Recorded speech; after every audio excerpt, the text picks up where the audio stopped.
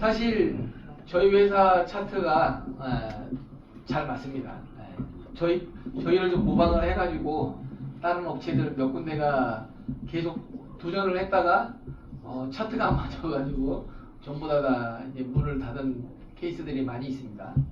근데 저희 회사는 아직까지 굳건하고 이번에 뭐 저희 홈페이지 들어가시면 보시겠지만은 아주 영상 너무 잘 만들지 않았어요? 영화 보는 느낌. 그렇게 굉장히 좀 잘 만들었는데 이번에 뭐 뒤에서도 이제 얘기하겠지만은 바로 시작을 해도 될까요 이제? 네. 영상을 지금 식사들 하셨으니까 아무래도 좀 재밌는 영상을 갖다 잠깐 보고 시작을 해야 되겠죠?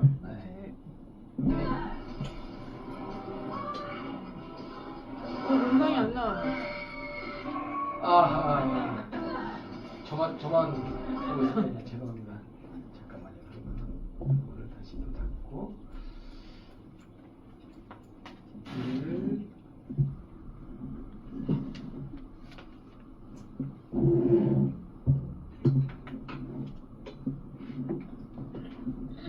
나오죠? 네.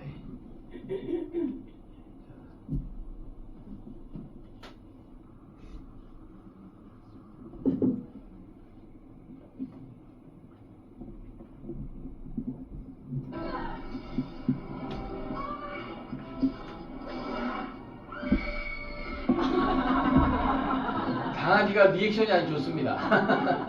춘이하고 같이 공포 영화를 갖다 보는데 너무 몰입해가지고 네. 오늘 이 정도 몰입감을 주셔야 됩니다. 이 정도 리액션은 나오셔야 됩니다, 여러분들도. 네. 주인이 너무 재미있어요, 이게.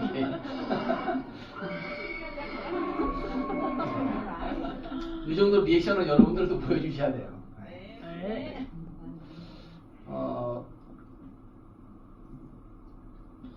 저는 이제 여기 유스메타 그룹에서 알고리즘 사업부를 맡고 있고요. 뭐 그전에는 이제 컨텐츠 비즈니스 하고 이제 개인적으로는 2008년 리먼 사태 터졌을 때 그때부터 여러분들하고 똑같이 개미 투자자로 주식을 처음 시작을 했어요. 그때 처음 시작을 했다가 저희 같은 이런 시스템이 없다 보니까 이제 전문가들한테 이제 돈 주고 한 달에 뭐 70만 원, 뭐 100만 원, 뭐 많게는 120만 원까지 매달 구독료를 갖다가 그분들을 구독을 하면서 그분들이 이제 뭐 이 종목 좋다, 뭐 사라, 팔아라, 뭐 이런 거 했었는데 이제 전문가들도 진짜가 있고 가짜가 있더라고요. 제가 실력이 어느 정도 조금 올라오니까 그게 검증이 되고 그 전에는 그 검증이 안 되다 보니까 그리고 또 전문가들을 갖다 구독을 했다고 하더라도 내 실력이 안 되니까 이분들하고 잘 안 맞아. 그래가지고서는 사라가지고 샀는데 손해가 나는 거예요. 그래가지고 다음에 안 샀어. 다음에는 사라고 했는데 안 샀어. 근데 또 수익이 나는 거야. 그래가지고 다음 것도 따라 샀는데 또 수익이 안 나. 그래서 되게 힘들더라고요. 그래서 결국에는 내 스스로가 공부하는 거 말고는 방법이 없다. 그렇게 해서 공부를 시작해가지고 1만 시간을 채우는데 5년이 걸렸습니다.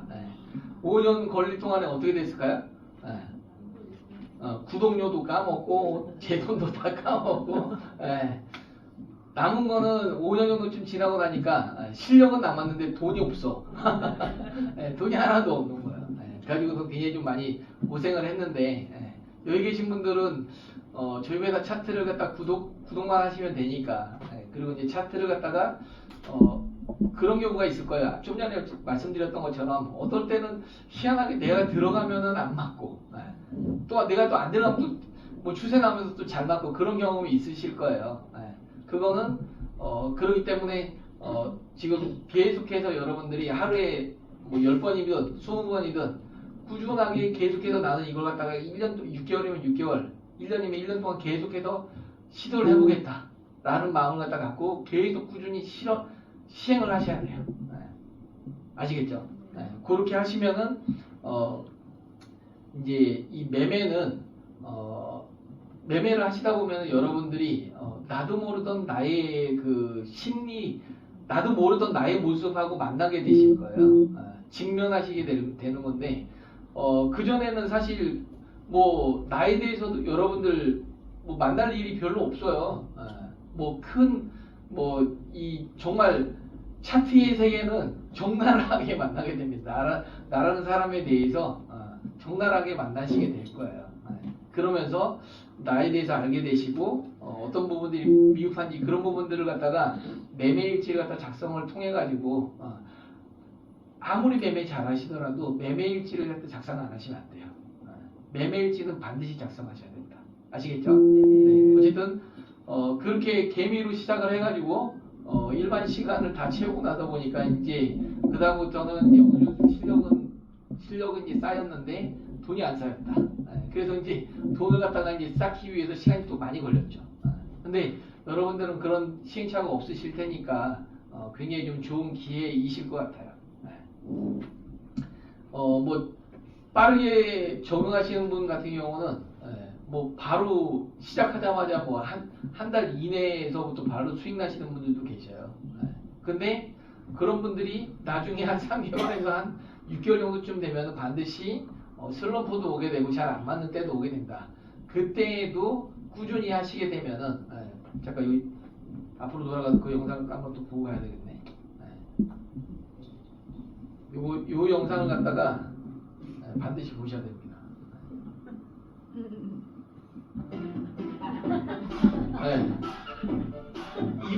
이분이랑 다 똑같은 사람이에요. 근데 이분이 처음 1일차 때 이러고 있는 거예요. 처음에 너무 아프고 자세도 하나도 안 나오는데 뭐 물속에서 막 이러고 이렇게 되는 거예요. 이게 한 3, 4년 정도쯤 지나고 나니까 이렇게 자세가 나오는 거예요. 얼마나 반복을 했겠어요. 그죠? 그런 것처럼 여러분들도 매매를 그렇게 열심히 꾸준히 계속 하셔야 됩니다. 그렇게 하시면은 아까 보신 것처럼 너무나 자연스럽잖아요. 그죠? 여러분들도 그렇게 하시게 되면 너무나 수익이 자연스러우실 수가 있다. 그래서 이제 제조를 잠깐 좀 드리면은 아침마다 이제 제가 브리핑, 오늘 아침에도 제가 이제 브리핑을 드렸어요. 오늘 아침에 뭐라고 드렸었죠? 네, 기억이 하나도 안 나셔요. 네, 별로 관심들이 없으신가 봐요. 아니세요? 네. 네. 네? 지나면 잊어먹죠. 어쨌든 뭐 지난주에도 그렇고 조금 시장 상황이 이게 참 제가 수염을 계속 기르고는 있는데 이게 언제쯤 이게 좀 더부룩해질지는 지금 일단은 12월 되면은 그동안에 이제 돈이 안 풀렸었던 부분들이 있는데 12월 되면은 이제 돈이 좀 풀리기 시작을 할 거예요. 미국에서도. 그렇게 되면은 그 유동성들이 공급이 되면서 12월부터는 아무래도 좀 더 분위기 좋아지면서 산타 랠리에 갈 수 있지 않을까. 그리고 그 전에 이제 11월 달에는 알트코인들 이제 ETF들 이제 승인이 되면서 알트코인들 종목별로 종목별 장세가 조금 일부 좀 시작이 되지 않을까 그렇게 예상을 하고 있어요. 어쨌든 미리 되어질 일들에 대해 저는 이제 미리 이렇게 될 것이다라고 예측을 갖다가 하고 말씀을 드려요. 왜냐면은 제가 이제 그 전에 이제 모바일 게임 쪽 컨텐츠 비즈니스 할 때 제가 주로 했었던 일이 뭐냐면은 마케팅을 총괄을 했었어요. 마케팅 총괄하다 보니까 상품 게임 기획은 제가 안 했고 게임이 이렇게 나온다고 했을 때 얘가 얼마 정도 좀 매출이 나올 것 같다. 그 예상을 하고 이 매출을 갖다 만들어내기 위해서 어떻게 홍보를 하고 이벤트를 하고 알릴 것인가 그런 부분들에 대한 것들 모든 것들 다 예측하는 영역에 있었던 거지. 그러다 보니까 어찌 보면은 차트 같은 경우도 제가 이제 미리 예측하고 말씀을 드리잖아요. 예측을 갖다 안 하면 여러분들 너무나 모든 게 다 당연하게 생각이 되죠. 무슨 말인지 이해되셔요? 내가 예측을 했어.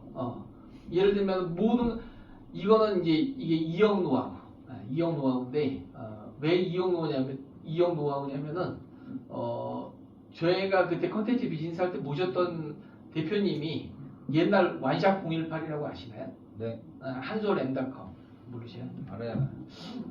연식은 다들 그렇게 돼 보이시는데 네, 시치미들을 떼고 계신 것 같습니다. 네, 옛날 그 SK텔레콤 나오기 전에 뭐 그때쯤 해가지고서는 뭐 통신사 중에 하나 있었어요. 원샷 018 한솔그룹이었는데 네, 거기에 이제 넘버 2 하시던 분이 이제 제 바로 이제 직상관으로 오셔가지고 네, 오시자마자 처음에 저를 자르려고 했어. 네, 왜냐면은 이 회사가 매출이 잘 안 나오는 거는 마케팅 책임자의 역할이다라고 해서 저를 자르려고 했는데 저를 갖다 이제 알아보시고 저를 잘 키워주셨죠. 어쨌든 그분이 그 당시에 받던 연봉이 2억인가 3억 정도쯤 되셨어요. 제가 이분을 갖다가 굉장히 관찰을 많이 했어. 그러고 나서 제가 관찰하고 나서 요약한 한마디가 뭐냐면은 예측하라. 끊임없이 예측하라. 그거 한마디더라고. 뭐냐면 이분 같은 경우는 모바일 게임이나 이런 쪽 전혀 몰라요. 근데 하루 종일 계속 컴퓨터만 보고 앉아가지고 계속 그거만 읽는 거야. 근데 왜 저러고 계실까? 솔직히 이해가 안 됐었어. 근데 나중에 그분이 얘기하시는 그 인사이트나 이런 것들 같은 경우들이 굉장하시더라고요. 저보다도 훨씬 더 월등하시더라고요. 그러면서 제가 이분의 노하우를 갖다 다 빨아먹어야 되겠다. 흡기용으로 그냥 쫙 빨아먹었습니다. 제가. 그래가지고 한마디로 정의한 게 예측하라. 끊임없이 예측하라. 예를 들면 오늘 오실 때에도 저는 여기 올 때도 예측을 해봤어요. 부산부님이 강의를 하신다고 했다 내가 나한테도 갑자기 바뀌었는데 과연 꽉 찼을까 안 찼을까 미어 터졌을까 안 터졌을까 그런 것들 예측을 해보고 모든 일상의 것들 갖다 다 예측을 해봐요. 그걸 습관을 들이셔야 돼요. 왜 그러냐면은 자 내가 예측을 했는데 예측한 거하고 틀렸어. 틀렸으면 사람은 뭐가 찍히게 되냐면요. 물음표가 찍히게 돼요. 물음표가 찍히면서 왜 이 자리가 꽉 찰 거라고 생각했는데 좀 비었지? 라고 하면서 이 물음표가 찍히고 그 물음표를 갖다가 어떤 이유일까라고 하면서 분석이 들어가기 시작을 해요. 근데 물음표가 안 찍히면은 분석이고 뭐고 들어가지도 않아. 근데 분석이 안 들어가잖아요? 그러면 어떤 일이 발생이 되냐면은 내가 업그레이드가 안 돼. 무슨 말인지 이해되죠? 그 물음표를 찍고 걔를 분석을 하고 그 분석에 의해서 이럴 것이다라고 답을 갖다 찾아내는 과정이 내가 업그레이드 되는 과정이다. 이거는 오늘 강의 지금 오자마자 제가 이제 2억을 갖다 그냥 드린 건데 정말로 제가 3년 동안 그분 밑에서 배운 게 그거예요. 그러고 나니까 모든 것들을 갖다가 예측했지. 처음에 게임 매출을 갖다가 게임이 나왔어. 얘를 갖다가 얼마 정도 좀 될 거라고 예상을 해요. 맞아요, 틀려요? 하나도 안 맞아요. 왜냐면은 그대로 게임도 안 나오지만은 예측을 할 수 있는 데이터가 없다 보니까 예측이 안 되는 거야. 그죠? 그러면은 이 물음표를 갖다 해결하기 위해서 끊임없이 이거저거 데이터를 내 스스로가 쌓게 되고 업그레이드를 갖다 하게 된다는 거지. 이해되셔요? 차트 같은 경우도 여러분들 매매도 마찬가지예요. 도대체 다른 사람들은 수익을 내는데 나는 왜 수익을 못 낼 것인가? 물음표를 찍어야 돼. 그 물음표를 안 찍잖아요? 그러면은 나는 그냥 안 되나 보다 그걸로 그냥 끝나버린다고. 업그레이드가 안 된다고. 굉장히 중요한 얘기입니다.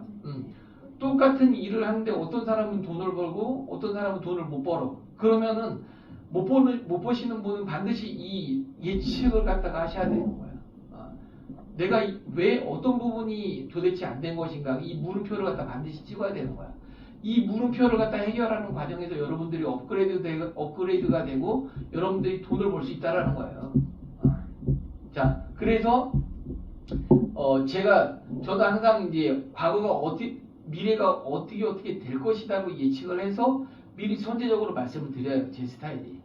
그래서 여기도 보게 되면은 2020년도 건데 여기까지가 이제 하락 목표치고 여기에서는 무조건 사셔야 됩니다라고 말씀을 드리죠. 그러고 나서 사게 되면은 어떻게 돼요? 금방 마이너스였다가 수익이 그냥 올라가 버리게 되는 거지. 그리고 2월 달에도 말씀을 드렸던 게 요런 자리들에서 사시라고 말씀을 드렸어요. 그리고 또 이번에 폭락장에서도 이번에 그 폭락장에서도 사실 비트코인 같은 경우는 야수 심장 자리 정확하게 왔었어요. 그죠? 이더리움도 그렇고. 근데 리플하고 이런 데 같은 경우들은 맞지를 않았어. 그 맞지 않은 이유가 뭐냐면은 누구 잘못이에요? 바이낸스 잘못이야. 제 잘못이 아니야. 저는 정확하게 예측을 했는데 그 예측치를 갖다 벗어난 거예요. 왜 벗어났냐면은 바이낸스의 디파이 풀이 있고 거기에 이제 뭐 여러 가지 시스템들이 있는데 그 시스템이 기본적으로 가격이 맞아줘야 되는 게 있는데 그 스테이블 코인이면 맞아야 되잖아요. 그죠? 1달러에 맞아야 되는데 얘가 갑자기 디패깅 되면서 루나 사태 같은 경우도 그랬죠. 그죠? 루나 사태 때도 얘 같은 경우는 알고리즘 스테이블 코인이어가지고 1달러가 딱 맞아야 되는데 알고리즘으로 그렇게 형성이 돼야 되는데 이게 갑자기 순간 세력의 공격을 받으면서 얘가 1달러가 유지가 안 되고 얘가 깨져버린 거예요. 깨져면서 어떻게 돼요? 투매가 연속으로 투매가 나오는 거예요. 근데 바이낸스 같은 경우 이번에 투매가 나오면서 어떻게 돼요? 시스템까지 정지가 돼버렸지. 그러니까 어떻게 돼요? 폭락이 그냥 무자비하게 그냥 언더슈팅까지 나버리고 아톰 같은 경우는 거의 뭐 99%까지 그냥 폭락이 나와버리게 되는 거지. 알트코인도 굉장히 많은 것들이 그렇게까지 돼버렸는데 이거는 시스템의 문제인 거죠. 그렇게 공격을 갖다 받은 거지. 어쨌든 이번에 이 코인 역사상 처음 있는 일이다. 엄청납니다. 그래서 이분이 코인 폭락으로 430억을 갖다 까먹었어. 그래서 람보르기니 자기 차에서 자살을 했다고 그러더라고요. 이번에 많은 업체들 보수를 갖다 운영하는 업체들도 그렇고 많은 사람들이 많은 기업들이 청산을 당했습니다. 보시면 160만 명이 청산을 당했고 26조가 날아갔어요. FTX보다도 보시면은 19배나 지금 청산 규모인 건데 요번에 이제 저희가 이거 저희 세미나 한 내용인 건데 보실게요. 굉장히 심각한 상황이 많으십니다. 약간 300억 정도를 해치본다 하시는 분이 불과 300억 해치 운용하는 데가 100억 손실이 났다. 그리고 40억 정도의 카피를 운영하고 있는 회사는 약 30억 정도 손실. 그리고 30억 정도의 또 카피를 운영하는 회사는 15억 정도의 손실. 25억 정도 포함해서 한 15억. 약 몇백억 자산을 흩어가 가지고 있는데 그러면 한 10억 정도 손실. 조합에서 한 5억. 제가 알고 있는 지인 사이가 합사는 200명 정도. 그래서 제가 와 이거 정말 엄청난 사건이에요. 이분 아는 지인들만 한 200억 정도 좀 털렸다고. 미국 조용히 되시니까 해외 사진 경찰 대통령이 그러면서 굉장히 걱정이 됐던 분이 한 분 보세요. 이분 고야 참석분이 걱정이 됐어요. 사실 상황이 벌어지고 난 며칠 후에 있습니다. 그래서 제가 이제 사실 우려와 걱정이 아니고 연락을 지나가고 나면 상황이 정리되고 나면 이번에 연락을 중요하게 드렸습니다. 그랬는데 그래서 이제 이분한테 이제 말씀을 드리더니 괜찮다는 거예요. 뭐 어떻게 괜찮냐고 전화통화를 해주고 그랬더니 메이저 코인의 정확한 시그널이 벌써 10시간 전에, 5시간 전에, 1시간 전에 시그널이 나왔고 그걸로 그 룰대로 제대로 거래하신 분들은 괜찮다. 오히려 수익을 더 불러드린다. 이렇게 말씀하셨어요. 그래서 제가 정보를 보내주십시오. 그래서 받은 정보가 아까 동영상에 나왔습니다만 리플에 대한 부분들, 솔라나에 대한 부분들, 그리고 비트코인에 대한 부분들, 이더리움, BNB 정보를 보내주셨어요. 저도 이제 거래처에서 볼줄 알기 때문에 이 S3 강력한 시그널, 아까 제가 로켓도 보여줬었는데 로켓은 제가 봤습니다. 아무튼 너무 강력한 시그널에 보여줬고 이런 부분들이 벌써 수시간에 나왔다는 부분 보고 정말 놀랐거든요. 정말 감동을 먹었습니다. 그리고 이번에는 이 정도의 논란이었습니다. 화학의 논란을 가졌습니다. 그래서 정말 너무 대단하신 것 같다. 이런 생각을 했습니다. 그러면서 제 개인적으로 결심을 안 했습니다. 개인적으로 결심을 했습니다. 결심의 내용이 이런 정도입니다. 개인적으로 셀프로 하는 거예요. 셀프로. 아직 공식 인정을 못 받았어요.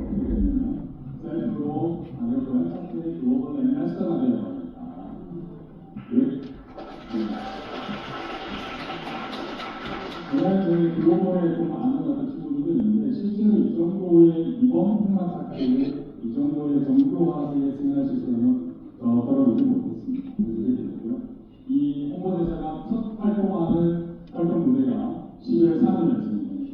INS는 매년 약간 500명의 연극 캐릭터를 다 모아가지고 또 이벤트를 하는데 올해는 이제 특이하게 한국에서 이루어집니다. 중국에 300명, 아시아적인 200명들이 몰려와가지고 저는 이제 아시아 사건을 여기서 무슨 이야기가 있습니다. 자기 고객들 데미지 입었던 이야기를 하겠죠. 그래서 저는 물을 겁니다. 나는 뭐 좋은 거 가지고 있어? 어떤 거 있어? 그래서 묻겠죠. 자연스럽게 그걸 대화하고 주는 겁니다. 제가 할 수 있는 이야기는 야 이거 있어. 그래서 제가 차원사람께 받은 데이터를 PPT로 정리를 해놓은 이유가 뭐 있을 이런 얘기를 이용하고 쓰기 하고 있습니다. 10월 3일에 갔다 나면 12월달에 기회를 주시면 일단 공식 이름도 봤고요. 네. 금방 그 발표하신 분이 누구냐면은 코인니스의 부대표님이십니다. 코인니스는 여러분 다 알고 계시죠? 네. 네. 모르시나요? 네. 다운로드 150만 명에 그리고 또 하루 30만 명이 이용하고 있는 그런 매체인데 저희하고 이제 트레이딩 분야도 이제 같이 이제 협업을 하기로 했습니다. 여기 부대표님께서 바이낸스의 이제 그 유명 셀럽들이죠. 셀럽들 그 행사가 지금 3일부터라고 했으니까 지금 열리고 있겠네요. 거기 활동을 거기 참여하셔가지고 저희 고야에 대해서 적극적으로 또 이제 홍보 활동을 하신다고 하는 내용인 건데 이번 사태 때 본인 아는 지인들도 한 200억 정도 좀 벌써 털렸는데 저희 고야 같은 경우는 문제가 없었다. 그래서 저희의 우수성 때문에 저희의 이제 공식 글로벌 앰베서더로 임명을 받고 싶고 그렇게 활동을 하고 싶다라고 얘기하신 영상이에요. 이번 지난달에 이제 행사했을 때 내용인 건데. 네. 그래서 이제 이렇게 이제 저희가 이제 오랜 기간 동안 이제 검증을 갖다 계속해서 하다 보니까 증명을 하다 보니까 이제 좀 더 이제 공신력들 갖다 이제 많이 갖게 되는 것 같습니다. 우리나라 지금 현재 부동산 같은 게 별로 안 좋은데 코스피는 어때요 지금요? 오늘 아침에도 보니까는 신고가를 갖다 계속 지금 돌파를 하고 있습니다. 근데 여러분들 중에 주식으로 돈 벌고 계신 분 계세요? 여기 보시면 총계 자료를 보시면은 14.5%가 전체 주식의 80%를 소유하고 있다. 그러다 보니까 대부분들이 시장은 막 올라가는 것 같은데 나랑은 상관없는 얘기로 그렇게 체감이 많이 떨어지는 거예요. 근데 우리나라는 주로 또 많이 가지고 계신 게 뭐예요? 부동산을 또 많이 가지고 계셔. 그러다 보니까 11호 대책으로 인해 가지고 어떤 문제가 발생이 되냐면은 이제 아직까지 지금 별로 피부로 못 하실 것 같은데 앞으로 이제 사고팔고 하거나 그리고 이제 전세나 월세 하는 이런 부분들이 굉장히 많이 복잡해지고 트러블도 굉장히 많이 생기게 될 거예요. 지금 계속 뭐 언론에는 계속 뭐 가격이 마치 올라간 것처럼 그렇게 얘기하는데 유튜브 내용을 갖다 들어보게 되면은 굉장히 안 좋아요. 지금 상황이 가격들이 지금 엄청나게 지금 떨어지고 있고 매물 같은 경우도 거의 없고 거래도 없고 가격들이 굉장히 많이 떨어질 수밖에 없다. 그리고 세금도 엄청나게 많이 낼 수밖에 없다. 그리고 1가구 2주택 일시적인 1가구 2주택 문제가 이게 또 애매하게 시간이 겹치면서 왜냐면 전체 이제 허가 구역으로 이렇게 바뀌면서 그런 부분에서도 또 문제들이 굉장히 많이 발생이 된다고 하더라고요. 어쨌든 앞으로 지겹게 들으실 내용들입니다. 내년까지. 일본 같은 경우 보게 되면은 잃어버린 30년이 됐어요. 잃어버린 30년 시작할 때 상황이 어땠냐면요. 보시 여기 시장 변화가 어떻게 됐냐면은 첫 번째 고령화. 근데 일본만큼 우리나라가 어떻다 지금 현재 고령화가 더 심각하다. 그리고 두 번째 인구 감소. 우리나라 좀 한 두세 대만 더 걸치면은 우리나라 없어진다고 일론 머스크가 얘기했어요. 왜냐면 한 3세대만 지나고 나면 지금 추세로만 가면은 인구 절벽 시대다 보니까 그렇다는 얘기인 거고, 그 다음에 경기 침체. 경기 침체 같은 경우 지금 사실 여러분들이 지금 못 느껴서 그러는데 건설 경기들 같은 경우 완전히 지금 뭐 엄청납니다. 건설 경기가 안 좋으니까 어떻게 돼요? 기타 다른 파장된 그 산업들이 전부 다 안 좋은 상황이에요. 분위기는 여기만 좋아. 여기만 분위기가 좋고 뭔가 좀 생동감이 있고, 다른 데는 지금 가보셔요. 건물들 같은 경우 우리는 지금 여기도 쓰고 저 뒤에도 쓰고 막 그러고 있는데, 다른 데는 지금 공실률들이 엄청나게 높아요. 지금 갈수록. 특히나 그 지식산업센터, 네. 지산? 지산이라고 표현을 하시는데, 그거 분양받으신 분들 같은 경우들은 아주 그냥 깜깜하죠. 어쨌든 보시면은 잘못하면은 일본 같은 경우는 그 당시에 10분의 1 토막이 났습니다. 그래서 만약에 우리나라 같은 경우도 간다라고 하면은 적어도 4분의 1 토막 정도는 나지 않을까. 그렇게 지금 현재는 예상을 하고 있고, 그렇게 안 되기를 바라야 되죠. 이런 일 빨리빨리 넘어갈게요. 어쨌든 청년들 같은 경우들도 보면은 실업률이 굉장히 높아요. 양질의 일자리가 별로 없어. 오히려 어르신들이 실업률이 더 낮아요. 청년들 같은 경우 실업률이 연령 중에서 제일 높아. 그만큼 일자리도 없고, 얘네들이 또 이제 고학력이다 보니까 그 좀 어지간한 일들 같은 경우는 눈에 안 들어와. 그러다 보니까 문제들이 많이 발생이 됩니다. 그런 상황에서 어떻게 돼요? 신입들을 안 뽑아. 그리고 조금만 더 있으면 AI가 대체돼버려요. AI로 대체돼버려요. 로봇으로 대체돼버려요. 그러한 지금 과도기적인 상황이 발생이 되고 있다라는 거죠. 그리고 환율 같은 경우도 지금 여기 보시면은 10월 13일 얘기예요. 미국 공항에서는 우리나라 원화를 갖다 안 받아주려고 해요. 달러당 2,100원에 거슬러 주려고 한다. 그렇게 거래 중이라는 거예요. 여러분들 못 느끼시죠? 여기서 여차하면 그냥 IMF 터지는 겁니다. 지금 억지로 지금 부양 정책 쓰고 막 그런 분위기를 이렇게 띄우다 보니까 못 느껴서 그러는데, 이렇게 올라갔다가 떨어지면 어떡하? 더 뼈 아프다. 내년에 곡소리 난다. 내년 가보시죠. 진짜. 내년에 어마어마합니다. 자, 아마존이 미국 최대의 어때요? 고용 창출 업체였어요. 근데 여기가 뭐라고 얘기 나오냐면은, 세계 최대 전자장거래 기업 아마존이 로봇과 인공지능 자동화를 통해 대규모 해고를 추진하고 있어 근로자들의 우려가 커지고 있습니다. 세계 최대 전자장거래 업체이자 미국에서 두 번째로 큰 숫자인 120만 명의 고용을 담당하는 아마존이 선택한 대량 해고 시나리오를 냈습니다. 21일 뉴욕타임스에 따르면 아마존은 향후 2030년까지 사업 운영의 75%를 다동하고 최대 60만 명의 일자리를 로봇으로 대체할 계획을 세우고 있습니다. 특히 2027년까지 미국 내 16만 명의 인력이 자동화로 대체될 예정이며, 이는 전체 인력의 약 30%에 해당합니다. 아마존은 장기적으로 거의 인력이 필요 없는 창고를 만들기 위해 첨단 기술 혹은 인간 로봇 로봇인 코봇을 활용할 계획입니다. 아마존의 계획은 블루칼라 일자리에 큰 영향을 미칠 것으로 예상되며, 창고 근로자의 약 3배가 흑인 인적을 보유할 때 유색 인종에게 특히 큰 충격을 줄 수 있다고 뉴욕타임즈는 경고했습니다. 세계 최대 그러니까 이 AI하고 로봇 시대로 가고 있다 보니까 일자리들이 없어져요. 이게 지금 2030년까지 가는 상황에서 벌어질 일들입니다. 그렇기 때문에 정말 여기 계신 분들의 역할이 굉장히 중요해요. 뭐 따로 일을 할 게 없어. 일할 게 없기 때문에 여러분들이 빨리빨리 결국에는 이 블록체인 쪽을 통해서 굉장히 좀 많은 새로운 일자리들이 창출이 되고 새로운 영역들이 이제 확장이 될 건데, 그때 여러분들이 역할이 중요하다. 그래서 젊은 사람들 빨리빨리 컨택하시고 모시고 오셔야 됩니다. 준비돼야 됩니다. 굉장히 많은 일자리들이 다 사라지게 됩니다. 청소하는 일부터 음식하는 일, 그리고 운송, 배송하는 일들 싹 다 없어져요. 그리고 경찰이나 군인이나 싹 다 없어집니다. 그리고 이제 조금 더 지나고 나면은 의사나 변호사나 전부 다 없어질 직업들 중에 하나인 거예요. 그러면은 우리 자녀들을 갖다가 어떻게 키워야 될까요? 뭘 해야 될까요? 우리 애들은.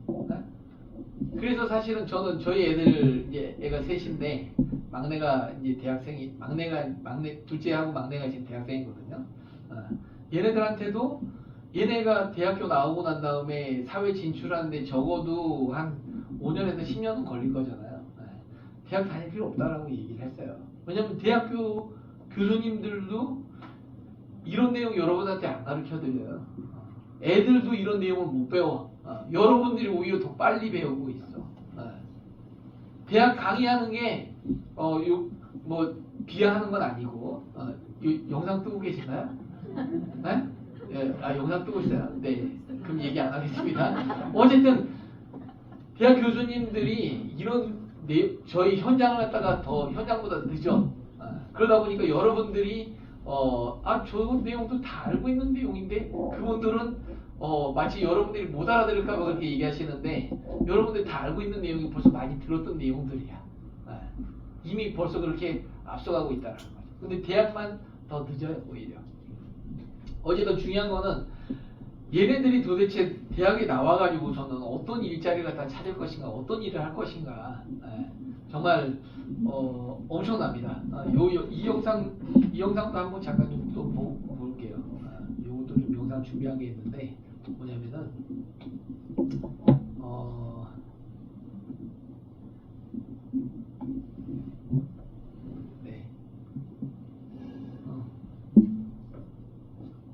조만간 10분 정도 가능한 역대급 타이밍이 찾아온다. 앞으로 10년 안에 어떤 변화가 올지 이 그래프를 다 그리고 있습니다. 이 빨간 부분은 기술 링크 사이트입니다. 50년보다 세상을 뒤집는 기술이 등장했어요. 50년 전에 인터넷과 통신, 100년 전에 전차와 항공, 150년 전에 철도와 지식기술 같은 대형 운송 기술, 200년 전에 전기기관과 기계와 기술이 상용화 됐죠. 노란색은 약 80년마다 반복되는 경기 시스템 사이클입니다. 신형 후보 부채 사이클이라고 불리죠. 약 80년 전에 전통화가 됐고, 그래도 그 체계가 등장하면서 글로벌 통화 지수가 완전히 테스트 됐습니다. 이 그래프는 GDP 대비 부채 비율, 즉 국가 전체의 부채가 경제 규모에 얼마나 늘어나는지를 보여줍니다. 보통 약 20년간 신용이 평행함으로써 돈이 시중에 쏟아지고 정책 가격이 급등합니다. 그후 60년간 이 레버리지, 경기 침체 혹은 시장 수축이 길게 이어져요. 이런 시기엔 주정 통화 체계가 흔들리고 달러 같은 기축 통화의 지위도 위협받습니다. 결국 화폐 시스템이 새롭게 리셋되고 하죠. 마지막으로 이 파란색 250년 주기의 세계 질서 사이클입니다. 이건 요즘 유명한 투자자 레이 달리오가 맨날 강조하는 내용이기도 해요. 쉽게 말하면 패권 국가가 교체되는 시기예요. 이 그래프처럼 하나하나 성장해서 세계를 주도하다가 부채와 내부 갈등으로 힘을 잃고 다시 새로운 질서가 만들어지는 흐름입니다. 250년 전에 미국 독립전쟁으로 미국이 부상했고 지금도 새로운 패권을 두고 갈등이 커지고 있습니다. 그래서 지금 이 세 가지 사이클이 한꺼번에 겹치는 시간이 다가오고 있습니다. 기술, 금융, 그리고 세계 질서까지. 개인적으로 저는 탈중화 대전환의 시대가 오지 않을까 싶어요. 블록체인과 인공지능, 그리고 기능 화폐와 자산의 개념을 뒤흔드는 새로운 흐름이에요. 이제 네, 굉장히 좋은 내용이어가지고 제가 영상을 갖다가 가져왔었는데 한마디로 지금 제가 이제 그 전부터 그레이트 2025년부터 세력들의 그레이스 리셋 타임이라고 말씀드렸잖아요, 그죠? 그리고 이제 그 시기가 2025년부터 2030년 시기가 아까 말씀드렸던 이 모든 사이클들이 딱 겹쳐지는 그런 시기야. 그러다 보니까 제가 말씀드리고 있는 내용의 그 주된 내용도 어찌 보면 그거와 비슷한 내용을 갖다 말씀을 드리고 있는 거거든. 그래서 모든 것들이 지금 변화가 되고 있다. 결국에는 굉장한 기회이기도 해요, 사실은. 위험이기도 하지만은 기회이기도 하다. 이 기회를 잘 살리면 어떻게 된다? 여러분들 굉장히 빠르게 자, 오프라인에서 10억 벌려면 어때요? 꿈도 먹고 솔직히 10억 벌려고 하면 꿈도 못 꾸는데 이 코인 쪽에서 어때요? 이거 잘하면 되겠는데? 충분히 100억도 쉽게 많이 나와. 그죠? 그 전에 오프라인 쪽에 있었을 때는 100억이라는 말은 아예 하지도 못했어. 근데 이 블록체인 쪽에 들어오니까, 코인 쪽으로 들어오니까 어때요? 뭐 이 사람도 100억, 저 사람도 매 100억만 얘기해. 10억은 얘기를 안 해. 그죠? 네, 간이 부었습니다. 근데 그만큼 기회가 많이 있다라는 거예요. 그 모든 사이클들이 지금 이때 지금 시작이 되고 있다. 2025년 올해부터 시작이 되고 있고 2030년까지 가는 사이클이다 이게. 이때는 정말 여러분들 이때만 정신 잘 차리면은 그냥 끝나는 거예요. 자, 그래서 결국에는 이제 새로운 대안들이 필요하고 메타버스로 들어갈 수밖에 없게 된다라는 거예요. 모든 것들의 아날로그가 디지털화가 된다. 아날로그 돈이 디지털 돈으로 바뀐다라는 겁니다. 이러한 시대에 살고 있기 때문에 굉장히 중요한 타이밍인 거예요. 여기 혹시 에어컨을 에어컨 좀 제가 컨디션이 점점 안 좋아져가지고 너무 좀 차가워요. 다른 쪽으로만 좀 부탁 좀 드릴게요. 그래서 이 블록체인 사실 저희가 코인으로만 생각을 하는데 비트코인이라는 블록체인입니다. 이더리움이라는 블록체인인 거고 리플이라는 블록체인인 거예요. 근데 모든 다른 사람들이 전부 다 아직 코인 뭐 가상화폐 뭐 그렇게만 이해를 하고 계신데 전혀 다른 거예요. 기술입니다, 기술. 다만 우리가 처음 접한 게 차트 붙어 있고 올라랑 내리랑 그걸로 접해서 그런 거지. 얘는 블록체인이라는 기술인 거예요.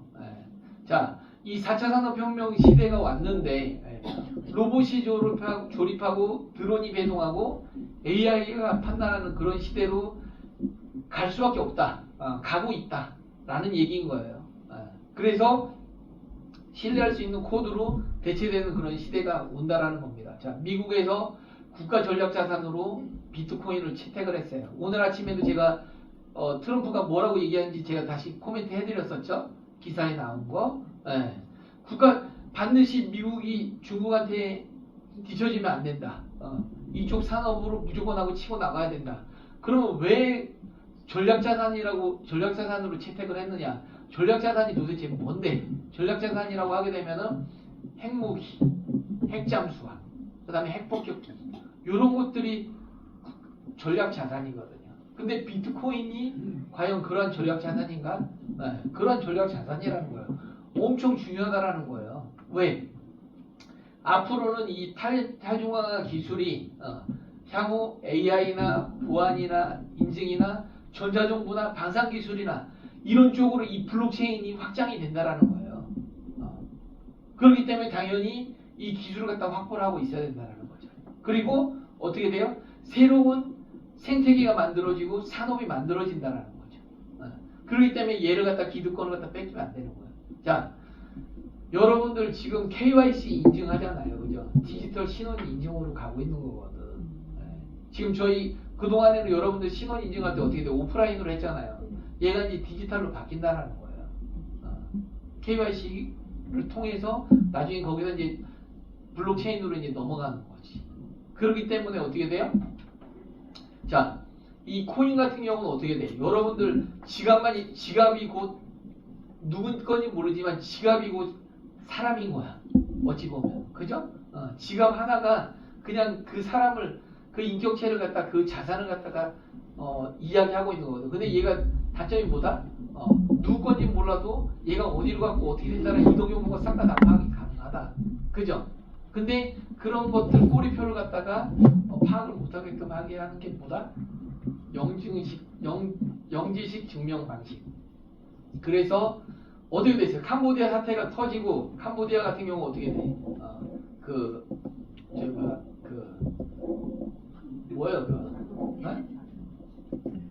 저거 있잖아요. 저거 일론 머스크 저기. 아니 그 위성. 죄송합니다. 컨디션 안 좋으면 말이 잘 안 나와. 제가 뇌경색환이거든. 그래가지고 캄보디아 사태 때 어떻게 됐어요? 걔네들 캄보디아 같은 경우 인터넷이나 이런 환경이 안 좋으니까 위성 인터넷을 통해 가지고서는 바로 연결을 해버린 거예요. 그 얘기 듣고 일론 머스크가 그쪽 지역을 갖다가 아예 그냥 지원을 안 해버리는 거지. 그죠? 근데 어쨌든 간에 얘네들이 이미 범죄를 갖다 저질렀고 그걸로 인해서 굉장히 많은 돈을 갖다가 벌어들였어. 그래가지고 얘네들이 코인으로 가지고 있었는데 어떻게 됐다? 미국에서 그걸 갖다가 뺏어가 버렸다. 12만 7천 개인가를 갖다가 뺏어가 버렸어. 해킹해가지고 가져가 버렸어. 미국에서. 뺏어가 버렸어. 어쨌든 자, 그러다 보니까 어떻게 돼요? 이제 그 다음부터는 아우 이거 위험하네. 이것도 비트코인도 안전하지 않네. 해가지고서는 이제 뜨는 테마가 뭐예요? 오늘 아침에 말씀드렸죠. 다크코인. 오늘 말씀 안 드렸었나? 맞아. 다크코인 말씀드렸죠. 다크코인. 네. 지캐시, 호라이젠, 대시 이런 것들이 다크코인이란 말이에요. 다크코인이다 보니까 국내에선 상장표 자 적지 마셔요. 어차피 적어도 집에 가서 안 봐. 그러다 보니까 제대로 주목도 못해. 그러니까는 그냥 듣고 그냥 잊어버리세요. 다음에 또 와서 또 들으면 돼. 어차피 비슷한 내용 계속 하니까. 굉장히 듣는 게 중요해요. 아니 왜 제가 말씀드리냐면 저는 이제 교회 다니는데 그 전에는 열심히 막 필기를 했어. 목사님 말씀 막 그냥 필기하다 보니까 어느 정도 그냥 습관이 계속 필기하는데 나중에는 목사님 설교도 기억 안 나고 이것도 안 보고 아무것도 안 되더라는 거지. 그래서 그냥 말씀만 듣자. 그거예요. 자 어쨌든 그래서 이 생태계가 굉장히 중요해집니다. 지금 11월 달 되면은 이번 달이죠. 이번 달부터 국제 그 표준 메시징 표준 서비스 그러니까 금융에 대한 메시지들이 ISO 20022라고 해가지고 표준 그 전에는 이게 통일이 안 됐단 말이에요. 규약들이 통일이 안 됐었는데 이제는 스위프트망 전체에서 그리고 스위프트망뿐만 아니라 지금 해드릴 얘기가 너무 많은데 자 미국하고 유럽을 필두로 하는 그 공동체가 있어요. 스위프트망이 있죠. 러시아하고 중국하고 그다음에 브릭스 국가들을 갖다가 위시로 하는 또 다른 CBDC를 갖다 얘네는 하려고 하는 스타일들이에요. 공산 국가들 위주죠. CBDC를 갖다 주축을 하는 이쪽에 하나가 있어요. 두 진영이 지금 디지털 싸움을 하고 있는 상황인 거예요. 지금요. 그것들이 오프라인으로 또 연결이 되는 것이고 베네수엘라 치려고 하니까 뭐라고 그래요? 러시아하고 중국한테 SOS를 청하잖아. 그죠? 그리고 우리는 스위프트만 안 쓰고 니네 망 쓸게. 근데 얘네 두 개를 갖다 다 아우르는 게 뭐다? 리플이다. 그래서 맨날 리플을 얘기하는 겁니다. 그러니까 이게 우리가 이 배우고 투자하고 하는 이 모든 것들이 지금 진짜 지금 현재 상황의 라이브 상황인 거예요. 이게 지금 여러분들 이 지금 벌어지고 있는 일들이 왜 이게 어떻게 연결이 되는 건지를 다 잘 몰라서 그런 거지 전부 다 연결이 되고 있는 거예요. 이게 사실은. 그래서 이런 지정학적 전략 무기화가 가능하기 때문에 그래서 비트코인을 갖다 국가 전략자산으로 채택을 한 거고 가상화폐 같은 경우도 전략자산으로 계속해서 미국에서 주도권을 갖다 가져가려고 하는 것이다. 그래야만 디지털 달러에서 우위를 갖다 선정할 수 있기 때문에 이 CBDC는 국가에서 발행하는 중앙화폐예요. 그죠? 스테이블 코인 같은 경우는 민간도 얼마든지 연구하고 진행할 수 있는 거예요. 여기는 자유진영 지금 자유진영하고 공산진영하고도 시간이 지나면 굉장히 좀 모호해져요. 나중에 지나게 되면 어쨌든 지금 표면상으로는 자유진영은 스테이블 코인, 공산진영은 CBDC 쪽으로 가고 있는 상황이에요. 두 진영이 지금 영토 전쟁을 하고 있는 거예요. 보이지 않나? 그런 것들하고 전부 다 연결이 돼 있다. 네. 그리고 이 브릭스 같은 경우는 어떤 걸로 그 금을 근간으로 해서 금을 기본으로 해서 얘네들은 시스템을 갖다가 하려고 하는 거고 이 스위프트망 같은 경우는 뭘로 하려고 한다? 달러를 갖다 기반으로 하려고 한다 라는 거지. 어쨌든 비트코인을 미국에서 매입을 하려고 100만 개 정도를 매입하려고 하고 있고 연 20만 개 정도 지금 법안을 추진하고 있습니다. 아직 계속 진행 중에 있는 상황인 거고요. 지금 미국의 4대 이제 관리 감독 기관이 있습니다. OCC라고 해서 통화감독청. 여기서도 은행의 가상자산 활동을 허용하는 지침을 발표를 하고 있습니다. 그리고 연방예금보험공사 같은 경우도 은행들 사전 승인 없이 이제는 자율적으로 암호화폐와 관련해서 활동을 할 수 있다. 그리고 미상품 선물거래 CFTC 많이 들어보셨죠? 여기서도 암호화폐 파생 상품에 대해서 규제를 완화해 주겠다. 그 다음에 SEC 많이 들어보셨잖아요. 그죠? 미 증권거래위원회. 여기서도 어떻게 된다? 75일 만에 승인해 주겠다. 그동안에 많이 사업했었던 데 같은 경우는 별도의 승인 없이도 그냥 진행 가능하다라고 해가지고 지금 이번 달에 몇몇 개의 알트코인들 ETF들이 승인이 된다라는 얘기가 있는 거예요. 그래서 아까 말씀드렸던 것처럼 이번 달에는 알트코인 단타장으로 급등락이 왔다 갔다 할 수 있는 개별장이 예상이 된다라고 말씀을 드린 거고, 그래서 전 세계의 국가와 기관과 기업들이 지금 코인을 갖다 살려고 하고 있다는 거죠. 미국, 호주도 그렇고 그러다 보니까 어떻게 돼요? 지금 채굴되는 거 대비해 가지고 수요가 너무 많다라는 거예요. 수요가 많으니까 가격이 올라간다. 근데 오늘 가격이 어떻게 돼? 어제 오늘 어땠어요? 지금 가격은 떨어지고 있잖아요. 그죠? 이게 뭔 얘기야? 어쨌든 큰 흐름에선 그렇다 그 얘기예요. 아시겠죠? 큰 흐름에선 지금 앞으로 28년까지 43만 개 정도 좀 채굴이 되고 33만 개 이렇게 채굴이 되는데 어떻다? 수요는 그거보다 훨씬 더 많다. 한 7배 정도 좀 더 많다는 거예요. 수요가 갈수록 더 많아지는 거예요. 자, 그리고 여기에서 트럼프 일가 같은 경우는 정말 그 기존의 아날로그 돈의 주인은 누구예요? 아날로그의 돈의 주인 모르셔요? 누가 주인인지도? 로스차일드. 그렇죠. 로스차일드 가문인 거고, 디지털 돈의 주인은 누가 되고 싶어 하는 거예요, 지금요? 트럼프 가문이 되고 싶어 하는 거다. 그래서 얘네 같은 경우는 뭐 지금 트럼프 코인 같은 경우도 ETF 승인된다는 얘기가 있어요, 지금요. 엄청나게 잘 벌려고 하는 거지.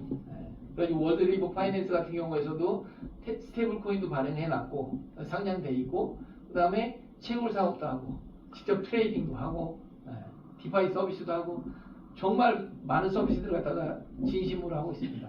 돈 엄청 벌고 있죠. 그래서 금을 추월하는 그런 시대가 오지 않겠느냐. 그리고 지금 보게 되면 어때요? 미국이 그전에는 초창기 때만 하더라도 중국이 제일 많이 채굴을 했었어. 근데 중국에서 채굴 금지하고 다 쫓아내버렸어. 그러니까 전 세계로 퍼져나가다가 결국에는 미국이나 이런 금융 선진국들이 채굴을 시작하게 되고 얘네들이 대부분을 갖다 다 거머쥐게 되는 거지. 그럼 어떻게 돼요? 그 전에 많이 채굴했던 중국, 그 전에 채굴하면 누가 제일 많이 채굴했을까요? 중국 기업들이 많이 채굴했겠지. 중국 국민들이 많이 채굴했겠죠. 그죠? 중국에 가면 막 10,000개 비트코인이 있는 개인들이 있고 막 그래요. 엄청납니다. 어쨌든 결국에는 걔네들만 들고 있어서는 이게 돈이 안 되기 때문에 금융 선진국인 선진국들에서 가지고 있어야만 돈이 되는 걸 알기 때문에, 그리고 또 중국 공산당 같은 경우는 자기네 국부가 유출되는 게 이 코인으로 자꾸 빠져나가는 것 때문에 그걸 갖다가 방어하기 위해서 그런 아직까지도 개방을 안 하는 그런 부분들이 있죠. 근데 중국 같은 경우는 어떻게 됐어요? 지금 시진핑이 실각을 했다. 실각을 했고 어떻게 된다? 자, 마윈 같은 경우가 지금 다시 나왔잖아요. 그죠? 알리바바 창업한 마윈. 네. 왜 다시 나왔냐면은 시진핑이 실각을 했으니까. 그래서 다시 그게 가능하다. 그 얘기는 뭐다? 중국이 이제 다시금 개방 정책으로 갈 수도 있다. 라는 게 되는 거죠. 네. 그래서 올 7월 달 얘기인데, 단기 수익이 아니라 노후 준비를 위해서 가상자산에 투자한다는 비중이 점점 늘고 있는 것으로 나타났습니다. 하나금융연구소가 오늘 낸 자료에 따르면 가상자산 투자자 10명 가운데 4명은 노후 준비 목적으로 투자한다고 설문에 응답했습니다. 네. 단기 수익이 아니라 이제는 그 매매를 갖다가 하는 게, 코인을 갖다가 거래하는 게 주식이랑 비슷하다고 보면 돼요. 이제는 하나의 산업으로 완벽하게 자리 잡았다. 그죠? 아직까지도 코인 하면은 좀 주변에서 저 이상한 거 아니야 뭐 그렇게 생각하시는 분 있으신가요? 있으셔요, 아직도? 그래요? 그러면 특히 교회에서 많이 그러죠? 네, 저희 교회도 그래요. 네, 아직까지도. 근데 안타까워, 솔직히. 네, 이런 부분들을 갖다가 제가 강의를 하는데 이런 부분을 교회에서 강의할 수도 없고, 안타깝습니다, 솔직히. 근데 목사님들이 많이 아셔야 돼요, 사실은. 유튜브 같은 데 보면 어떤 목사님 이제 예언하시는 분이시죠? 그분이 뭐라고 그래요? 리플 사라고. 리플 사라고. 그렇죠. 브랜드 목사님이 립을 사라고 한다고 하잖아요. 그죠? 그러고 있어요. 많이 알고 있습니다, 저는. 네. 국내 투자자가 매매하시는 분들이 1,600만 명이에요. 1,600만 명이면은 이분들 중에서 해외 거래소 쓰시는 분들이 굉장히 많이 있으시겠죠. 근데 아직도 많이 안 쓰시는 분들이 많다. 그분들한테 여러분들이 이제 레퍼럴을 갖다가 저희 회사 레퍼럴 코드를 갖다 소개를 하면 어떻게 돼요? 그분들이 바이낸스 개설하고 거기에서 호라이즌 사가지고 한 5배, 10배 수익 나가지고 그분들도 좋고 여러분들 레퍼럴 쌓여서 좋고 그렇게 될 거 아니에요. 그죠? 제가 얘기하는 것들을 잘 들으셔요. 여기 다 돈들이 있는 돈 있는 얘기 엄청 많이 해드려도 그냥 뭐 캐치 못하시면 다 줄줄 세는 거고. 자, 어쨌든 지금 국내 1,600만 명의 유저가 있다 그거예요.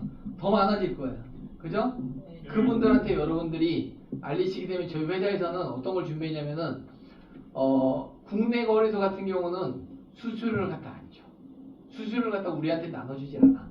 근데 해외 거래소 같은 경우는 그 수수료를 갖다 나눠준다 그거지. 소개한 사람한테. 그죠? 그래서 그 소개 수수료, 그 수수료도 수당으로 여러분한테 풀어드리고 있고, 그죠? 여러분들이 구독한 구독료에 대해서도 또 여러분들한테 쉐어링 해드리고 있고, 그죠? 또 뭐가 있죠? 또 직접 트레이딩 사고 팔고 하면서 여러분들도 수익도 벌 수가 있잖아요, 그죠? 그렇다라는 거지. 자, 국내 같은 경우는 거의 대부분 업비트하고 빗썸이 대부분이에요. 그죠? 특히나 저는 빗썸보다는 업비트를 더 좋아하는데 이미 업비트 빗썸 같은 경우는 어떻다? 국내 10대 대기업에 속한다.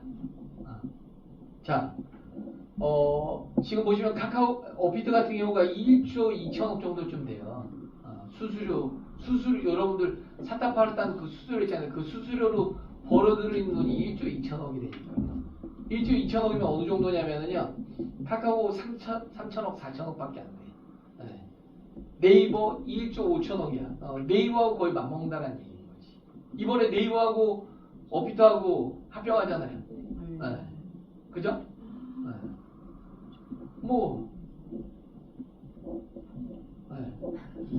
여기 인원 그렇게 많지도 않고 여기는 인원들 엄청 많아.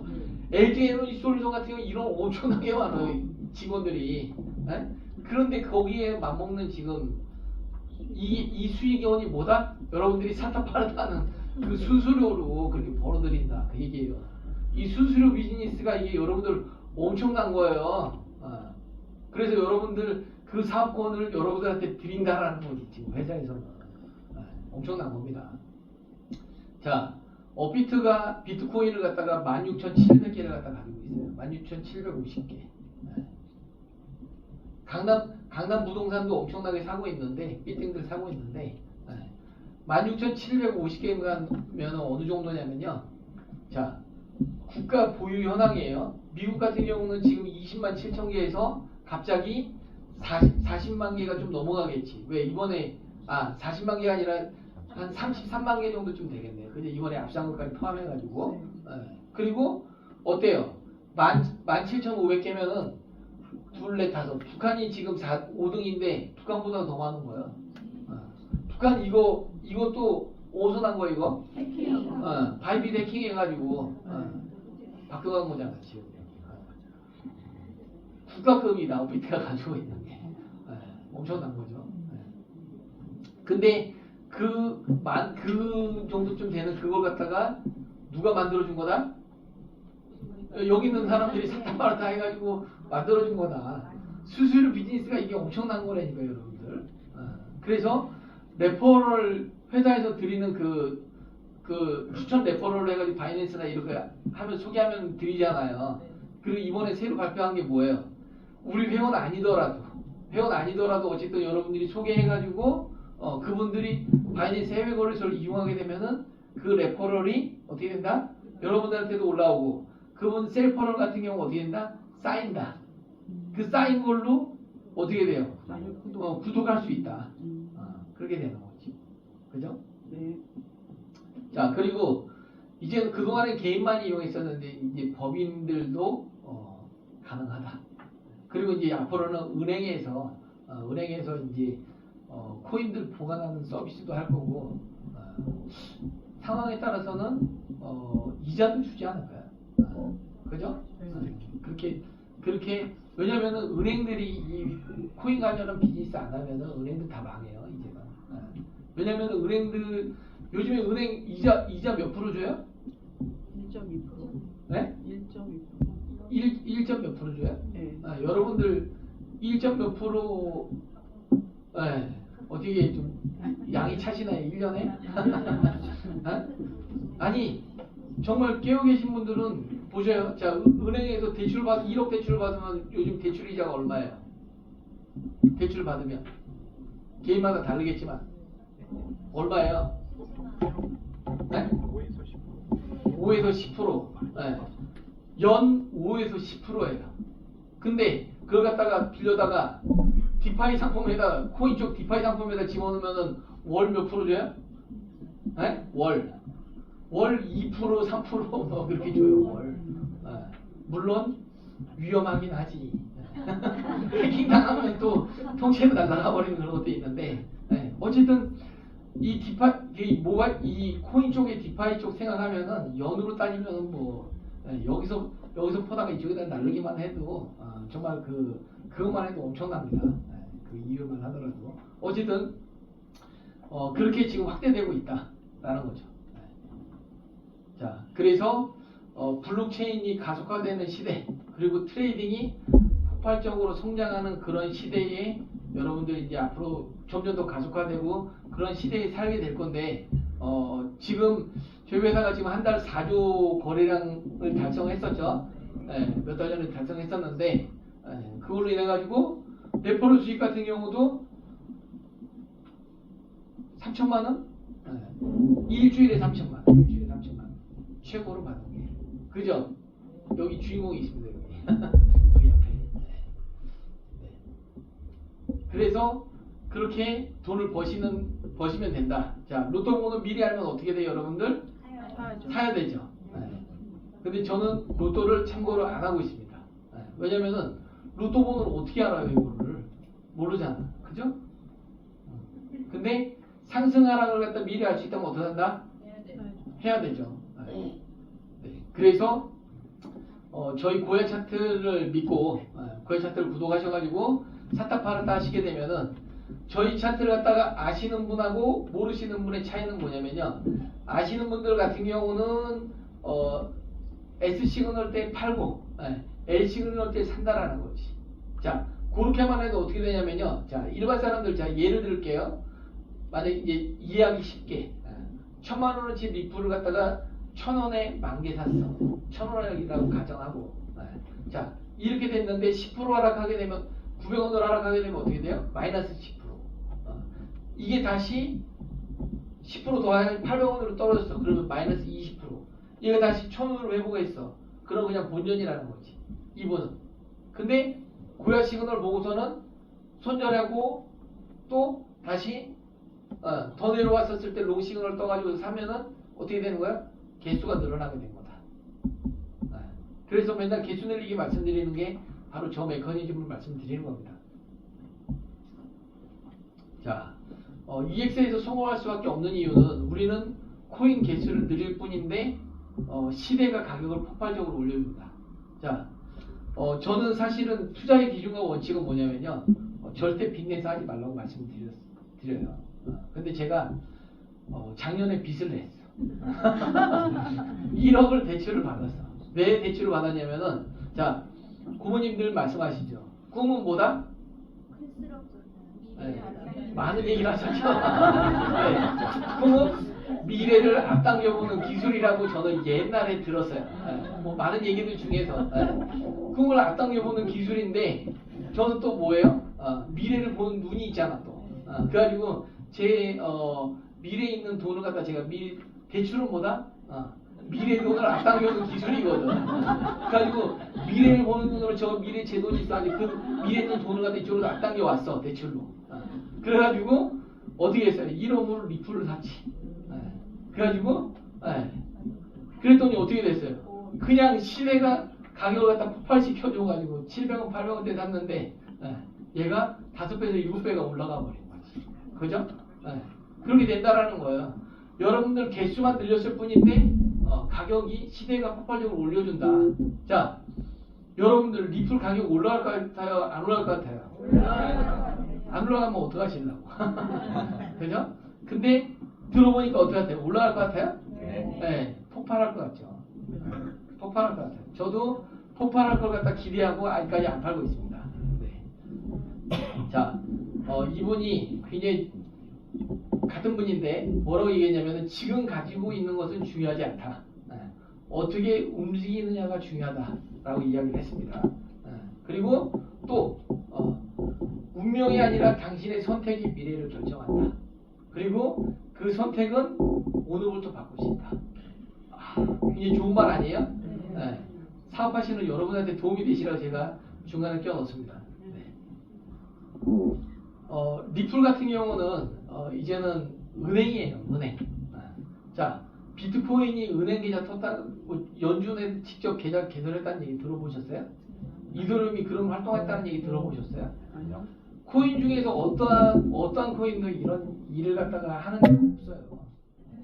자, ETF가 이제 조만간에 승인이 날 건데 지금 리플 같은 경우 전 세계 2,000개 이상의 가맹점에서 사용할 수가 있다.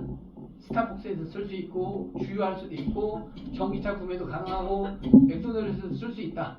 근데 그런 용도로 쓰려고 만든 그건 아닌데 그런 데서 쓸 수 있다는 거예요. 자,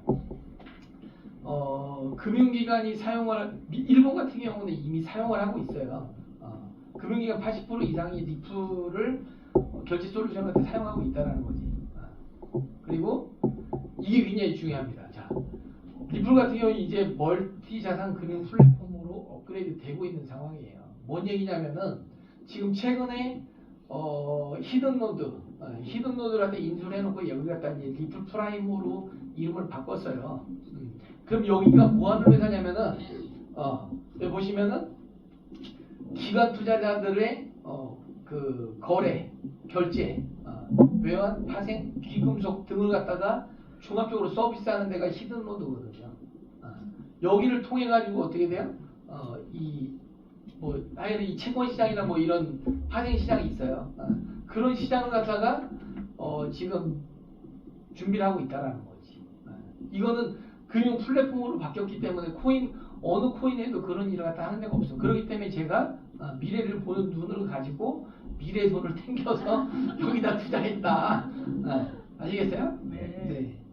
이렇게 지금 저는 그냥 돈만 넣었을 뿐인데 얘네가 알아서 저보다 더 열심히 일을 해주고 있잖아요. 엄청납니다. 그리고 27개국의 크로스오더로 자산 처리가 다 이미 했다. 그러니까 한마디로 CBDC나 스테이블 코인이나 이제 전 세계 이제 파생 시장이 더 큰데 이쪽 시장까지 전부 다 베이스엔 뭘로 돌아간다? 리플로 돌아가려고 준비를 갖다 지금 많이 하고 있다. 테스트도 진행이 되고 있다. 실제로 진행이 되고 있다라는 거예요. 그런 상황에서 지금 계속 이제 소문 나오는 게 뭐예요? 자꾸 이제 유통량이 점점 뭐 줄어든다, 없어진다, 뭐 그런 얘기들이 있어요. 그렇게 되면은 어떻다? 가격이 폭등할 수 있다. 자, 옛날에 새로운 기술이라고 6개월 만에 150배가 올라간 데가 있어요. 150배.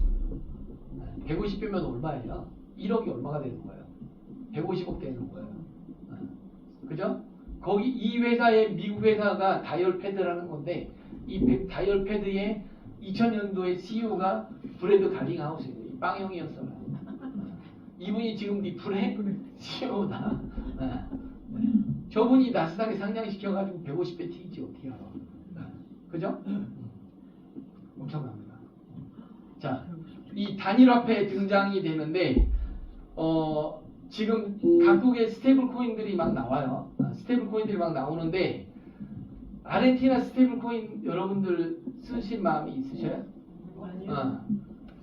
티르키예, 터키 같은 경우는 이자로 40%를 준대. 1억 맡기면 4천만 원 준대. 자, 이거 결국에는 어떻다? 약한 통화는 강한 통화한테 먹힐 수밖에 없다. 이거 영상 하나 보고 잠깐 쉬었다 갈게요. 지금 저 공사하러 오신 건가요? 아 잠깐만 이거 영상 하나 갖고.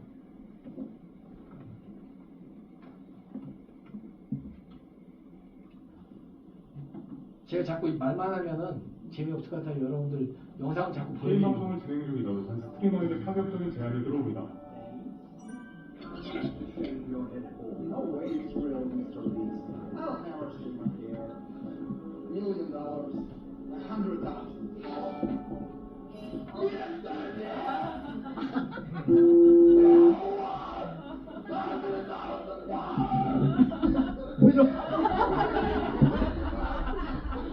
그리고 바로 그때 이 달러가 미국 달러가 아니야. 짐바브웨 달러야. 네. 짐바브웨 달러 가지고 머리만 밀었어. 뭔 얘기냐면은, 에? 결국에는 이로 따라 리플을 갖다가 사야 되는데, 뭐 미플 같은 걸 갖다 사면 안 되겠죠. 에? 진짜를 사야 된다, 진짜를. 에? 결국에는 뭔 얘기냐면 이 영상에서 말하는 게 뭐냐면은 짐바브웨 달러가 뭔 의미가 있냐 그거예요. 그죠? 가치가 없는 코인이라는 똑같은 달러인 줄 알았는데 달러가 아니다라는 얘기인 거예요. 그렇게 해서 약한 달러는 결국에는 계속해서 강한 달러에 먹힐 수밖에 없고 그래서 결국에는 한 놈만 남게 된다. 하나의 통합, 하나의 정부, 하나의 종교 이게 세력들이 가져가려고 하는 거다. 잠깐 10분 쉬었다가 강의 시작하도록 하겠습니다. 감사합니다.